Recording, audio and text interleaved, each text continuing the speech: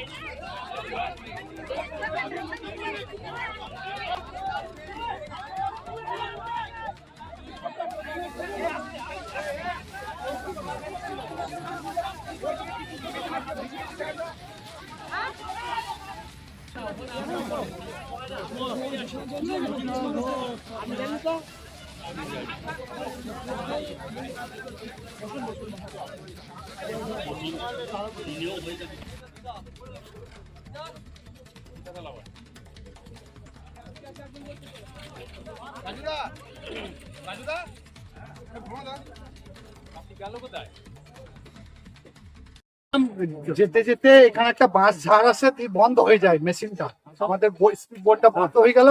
সঙ্গে সঙ্গে আমাদের লাইফ জ্যাকেট আমাদের ছিল না, 1 নম্বর কথা। এই বাঁশের ঝাড়টা ধরতে গেছে, আর সঙ্গে সঙ্গে বোট ছিল 11 জন ছিলাম, একবারে উল্টে গেল। আমরা তলিয়ে মাটির তলায় একবারে ঢুকে গেছিলাম। আমরা যে কিচ্ছু দেখতে পাই না, এমন অবস্থা যে আমরা কি করবো, আমাদের সেরকম অবস্থা। আমাদের মানে কতজন ছিলেন আপনার? 11 জন মতন আমরা ছিলাম। সবাই কি অক্ষত অবস্থায় ফিরে এসেছেন? সবাই ফিরে এসছে। সঙ্গে সঙ্গে পুলিশ অফিসার ছিলেন, অনেকজনে ছিলেন। আমরা সঙ্গে সঙ্গে এমপি সাহেবকে আমি পাই, সঙ্গে সঙ্গে উনাকে আমি ধরি, সঙ্গে সঙ্গে তুলে নিয়ে আসি। তারপর আস্তে আস্তে উদ্ধার করে আমি ঢাকা জেলাকে ফার্স্টে আমি উঠি। আমি আমাদের কিনাস থানার ওসি ছিলেন, 2 জনাই আমরা ফার্স্টে আমরা বেরিয়ে যাই বোট থেকে। বেরিয়ে গিয়ে আমি চিৎকার করতে লাগি যে তাড়াতাড়ি লোক আসো, আমাদের উদ্ধার করো, আমাদের বোট ডুবে গেছে। এইটুকুনি। ঠিক আছে, ঠিক আছে, ওকে ওকে। আমাদের পরিদর্শন করতে গেছিলেন? আমরা যে স্পিড বোট করে গেছিলাম, আমরা যে স্পিড বোটে করে গেছিলাম, হঠাৎ করে সেই স্পিড বোটের যে প্রপেলারটা, সেইটা জলের তলায় কোনো গাছ আছে, সেই গাছে আটকে গেল, যে স্পিড বোটটা বন্ধ হয়ে গেল। বন্ধ হয়ে যাওয়া তো একটা ঘূর্ণি ছিল, আমরা যে নদীর উপরে যে ঘূর্ণি বলি, সেই ঘূর্ণি ছিল, সেই ঘূর্ণিতে স্পিড বোটটা করে ঘুরতে লাগছে, ঘুরতে ঘুরতে ঘুরতে। আচ্ছা, তারপর আমরা কোন রকম একটা গাছের ডাল ধরলাম, ধরার পরে নদীর জল খেয়ে ফেলেছে।